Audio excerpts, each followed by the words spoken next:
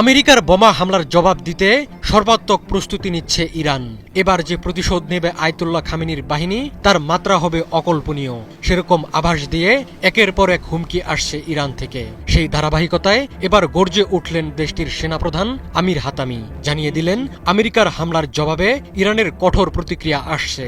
ইরানের শক্তি নিয়ে সন্দেহ না করতে সতর্ক করে দিয়েছেন এই মেজর জেনারেল। একাধিক আন্তর্জাতিক সংবাদ মাধ্যম সেনাপ্রধান আমির হাতামির হুমকির খবর প্রকাশ করেছে।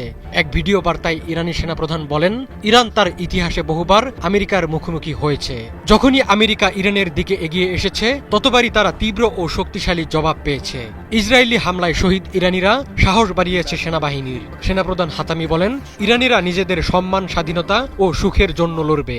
ইরানের শক্তি নিয়ে কোনো সন্দেহ বা দ্বিধা না করতে সতর্ক করে দিয়েছেন ইরানি সেনাপ্রধান। একই দিনে আমেরিকাকে হুমকি দিয়েছে ইরানি বাহিনীর বিশেষ ইউনিট খাতাম আল আনবিয়া। এই ইউনিট দেশটির সেনাবাহিনী ও বিপ্লবী গার্ড বাহিনীর থেকে আলাদাভাবে কাজ করে। সরাসরি জেনারেল স্টাফের অধীনে পরিচালিত হয় খাতাম আল আনবিয়া। এই ইউনিটের একজন মুখপাত্র জানিয়েছেন, আমেরিকার জন্য শক্তিশালী প্রতিক্রিয়া অপেক্ষা করছে। অজ্ঞাতনামা ওই মুখপাত্র বলেন, আমেরিকা ইসরায়েলের হয়ে অপরাধমূলক হামলা চালিয়েছে। এটি ইরানের সার্বভৌমত্বের সুস্পষ্ট লঙ্ঘন। এই হামলার উদ্দেশ্য ছিল মৃতপ্রায় জায়নবাদী শাসন ব্যবস্থাকে পুনরুজ্জীবিত করা। আমেরিকার হামলা ইরানের বৈধ লক্ষ্যবস্তুর পরিসর আরও বাড়িয়ে দিয়েছে বলে জানান খাতাম আল আনবিয়ার এই মুখপাত্র। আমেরিকার হামলার পর থেকে ইসরায়েলে আক্রমণের তীব্রতা বাড়িয়েছে ইরান।